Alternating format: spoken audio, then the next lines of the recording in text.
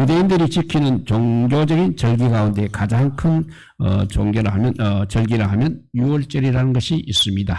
그것은 바로 왜냐하면 우리도 일본에서 해방된 8.25 강복절을 가장 기쁘게 생각하듯이 애굽에서 해방된 것을 기념하는 경축일이기 때문에 그렇게 최대 절기로 지키고 있습니다. 2차 세계대전이 끝난 이후에 유대인들이 이 6월절을 지키면서 꼭 부르는 노래가 있다고 합니다.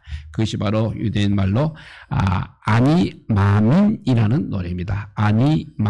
아니마민은 히브리어로 나는 믿는다는 뜻입니다. 나는 믿는다는 뜻인 아니마민이라는 노래를 6월절을 지키면서 꼭 부르고 있다고 합니다.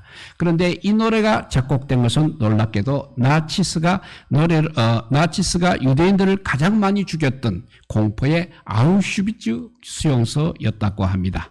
그리고 이 곡을 쓰고 이 노래를 만든 사람들은 그 수용소에 갇혔던 유대인이었습니다.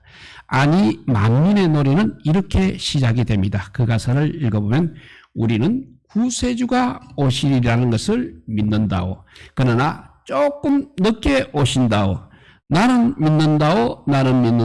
영원한 평화의 그날이 땅 위에 오리라. 나는 믿는다오. 그때가 다가오고 있으며 더딜지라도 오리라. 나는 믿는다오 하는 내용입니다. 내일이 없는 정말 절망적인 현실 속에서 유대인들은 그래도 자신들을 구원하실 자가 오실 것이라는 그 소망을 가지고 소망을 간직하고 있었습니다. 그래서 그들은 나는 믿는다오. 영원한 평화의 그날이 땅에 오리라. 나는 믿는다오. 라는 이 노래를 부르면서 그 고난의 날들을 이겨내었던 것입니다. 그들은 지옥과 같은 그 아우슈비츠 수용소에서 살아나와서 이스라엘이라는 나라를 다시 재건하였습니다. 이스라엘 백성들은 그래서 6월절이 되면 지금도 아니 만민을 부르며 하나님 안에서 희망을 노래하고 있습니다. 우리는 이렇게 거룩한 꿈을 꾸고 그 꿈이 이룰 때까지 인내하며 기다린 것이 얼마나 소중한지를 깨달아야 하겠습니다. 또 한 사람이 생각나는 것은 마틴 루터킹 목사님입니다. 그분이 1963년 8월 28일에 워싱턴 광장에서 했던 I have a dream이라는 연설이 생각납니다. 루터킹 목사님은 그의 마지막 연설에서 이렇게 말했습니다. 나는 여러분들 중에 몇몇은 엄청난 시련과 고난을 겪고 여기에 왔다는 것을 잊지 않고 있습니다. 여러분은 창조적인 고통을 겪는 선구자들입니다. 부당한 고통은 구원적 성격을 띈다는 믿음을 지니고 계속 행동하십시오. 이 현실이 변화될 수 있습니다. 변화될 것임을 인식하고 미시시피로 돌아가시고 또 알라바마로 돌아가고 남캐롤라로 돌아가고 조지아로 돌아가고 루이지애나로 돌아가고 남부 도시의 빈민가로 돌아가십시오. 절망의 꼴짝에서 빈둥거리지 마십시오. 나는 언젠가는 피에 물든 조지아 언덕에서 옛적 노예의 아들과 옛적 노예 소유주의 아들들이 형제가 넘치는 밥상에 함께 앉을 수 있을 것이라는 꿈을 지니고 있습니다. 나는 언젠가는 억압과 불의의 열기로 시달리고 있는 미시시피주마저도 정의와 자유의 오아시스로 변모할 것이라는 꿈을 지니고 있습니다. 나는 언젠가는 나의 4명의 어린 자녀들이 그들의 피부 색깔에 의해 판단받지 않고 그들의 인격에 따라 판단받을 나라에서 살게 될 것이라는 꿈을 지니고 있습니다. 오늘 나는 꿈을 지니고 있습니다. 나는 언젠가는 간섭과 약속 파기를 밥 먹듯이 입에 담고 다니는 알리바마의 악독한 인종차별주의자들과 주지사를 물리치고 어린 흑인 소년들이 같은 형제자매인 어린 백인 소녀들과 손을 잡을 수 있을 것이라는 꿈을 지니고 있습니다. 오늘 나는 꿈을 가지고 있습니다. 나는 언젠가는 모든 골짜기가 높아지고 모든 산과 언덕이 낮아지며 그치는 땅이 평평해지며 구부러진 땅이 펴지며 주의 영광이 드러나 모든 사람들이 주의 영광을 함께 볼 것이라는 꿈을 가지고 있습니다. 라고 했습니다. 마틴 루터 킹 목사님은 피부 색깔이 검다는 한 가지 이유만으로 노예와 같은 차별을 받는 세상 속에서 희고 검은 피부 색깔을 뛰어넘어 모두가 하나가 되는 세상을 꿈꾸었던 것입니다. 그분은 자신의 꿈을 위해 열정적인 삶을 살았고 생명까지 바쳤습니다. 마틴 루터 킹 목사님이 꾸었던 그 위대한 꿈이 현실로 이루어지는 것을 우리들은 눈으로 봐야 할 것입니다. 불가능한 것 같았던 꿈이 이제 현실로 이루어진 것을 반드시 우리는 보아야 합니다. 그 꿈이 현실로 이루어질 때까지는 오랜 인내와 기다림이 있어야 하는 것입니다. 다시 오늘 본문으로 돌아가서 오늘 본문은 바로 그 순례자의 노래가 되겠습니다. 순례자들이 예루살렘 성전에 올라가면서 부른 노래입니다. 오늘 본문의 시는 누가 지은 것인지를 모릅니다. 그러나 성경학자들은 바벨론 포로 시기에 지은 시라고 그렇게 말하고 있습니다. 이스라엘 백성들이 하나님의 말씀을 어기고 불순종하는 삶을 살았습니다. 그래서 하나님께서는 이스라엘께 진노하셨습니다. 그리고 그들을 바벨론 포로로 잡혀가게 하셨습니다. 그래서 이스라엘 백성들은 바벨론에서 노예 생활을 하며 고통과 눈물의 시간을 보내었습니다. 시인은 바벨론 포로 생활을 하며 자신의 삶을 돌아보았습니다. 세상의 명예와 권력 그리고 부와 쾌락을 누리고 즐기기 위해 하나님을 멀리하고 불순종했던 자신들의 모습을 돌아보았습니다. 그들은 자신들의 죄와 고통을 이제 이렇게 하나님께 고백했습니다. 이 오늘 시편을 공동 번역으로 읽어보면 고통과 슬픔 가운데 빠져있는 시인의 마음을 보다 더 생생하게 느낄 수가 있습니다. 먼저 1절부터 3절까지 공동 번역입니다. 여호와여 깊은 구름 속에서 당신을 부르오니 주여 이 부르는 소리를 들어주소서. 예언하는 이 소리 귀 기울여 들어서서. 여호와여 당신께서 사람의 죄를 살피신다면 감당할 자 누구니까 했습니다. 자신이 놓여 있는 상황을 이렇게 깊은 구름 속에서라고 말하고 있습니다. 자신의 스스로의 힘으로는 도저히 헤쳐나올 수 없는 깊은 절망과 고통 속에 놓여 있는 것입니다. 그러나 시인은 절망적인 이런 상황 속에서 탄식과 한숨만 쉬는 것이 아니라 하늘을 향하여 부르짖으며 하나님의 도우심을 간구하고 있습니다. 그리고 시인은 절망적인 상황에서 하나님을 바라며 4절 이하에서는 또 이렇게 고백하며 그래도 희망을 노래하고 있습니다. 4절부터 8절입니다. 그러나 용서하심이 당신에게 있사오니 이에 당신을 경외하리이다. 나는 여호와를 믿고 또 믿어 나의 희망이 그 말씀에 있사오니 새벽을 기다리는 파수꾼보다 내 영혼이 주님을 더 기다리옵니다. 새벽을 기다리는 파수꾼처럼 이스라엘의 여호와를 기다리옵나이다. 인자하심이 여호와께 있고 풍요로운 속량이 그에게 있으니 그가 이스라엘을 속량하시리라. 그 모든 죄에서 구하시리라 했습니다.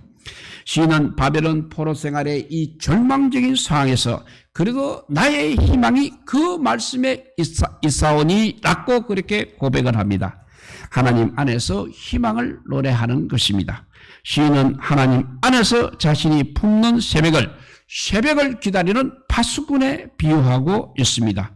그것도 2번을 반복함으로써 자신의 간절함을 표현하고 있습니다. 시인은 새벽을 기다리는 파수꾼보다 더 하나님의 은혜를 기다리고 있다고 고백하고 있는 것입니다. 이 파수꾼에 대해서 우리는 현대 근대에서 철책 초소에 근무하게 되면 겨울의 전방은 정말 얼마나 추운지 모릅니다. 방한모를 쓰고 방한복을 입고 방한화를 신고 있으면서도 발이 시려워서 온몸이 추워서 종종 걸음을 하게 됩니다. 방한모로 얼굴을 감싸고 있지만 얼굴이 시려워 광대뼈를 부지런히 부벼야 하는 것입니다. 그리고 밤새 또 보초를 쓰게 되면 배가 많이 고파지게 됩니다. 그리고 무엇보다도 적의 공격으로부터의 두려움이 있습니다. 그리고 혼자라는 외로움이 정말 밀려옵니다. 그래서 보초들의 유일한 희망은 새벽이 밝아오는 것입니다. 이스라엘은 사방이 적들로 쌓여 있습니다. 파수꾼은 사방의 적으로부터 있을지 모르는 공격의 공포, 그리고 외로움, 그리고 사막의 밤 기후로 인해서 맹추위에 떨고 있습니다. 파수꾼은 온갖 이런 어려운 환경들을 이겨내며 오직 새벽이 밝아오기를 기다리는 것입니다. 새벽은 두려움과 긴장감, 그리고 추위로 떨고 있던 파수꾼들에게 그야말로 쉼과 평안을 주는 것입니다. 그러기에 파수꾼들은 새벽을 간절히 정말 기다립니다.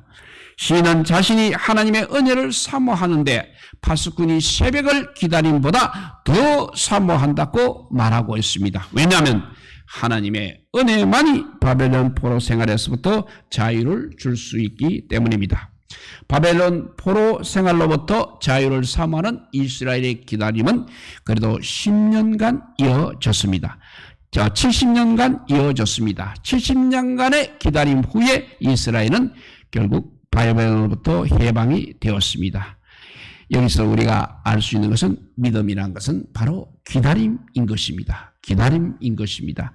믿음의 사람으로 축복된 자리에 선 모든 믿음의 선조들은 한결같이 기다림의 사람들이었습니다.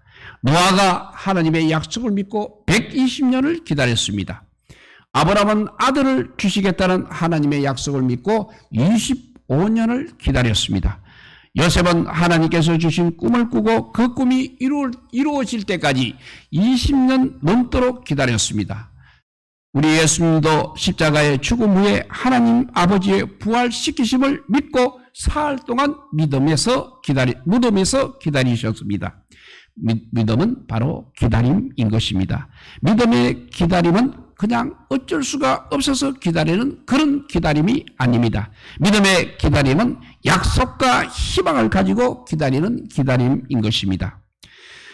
마가복음 1장에 보면 예수님께서 안식일에 회당에 나가셔서 말씀을 가르치셨습니다.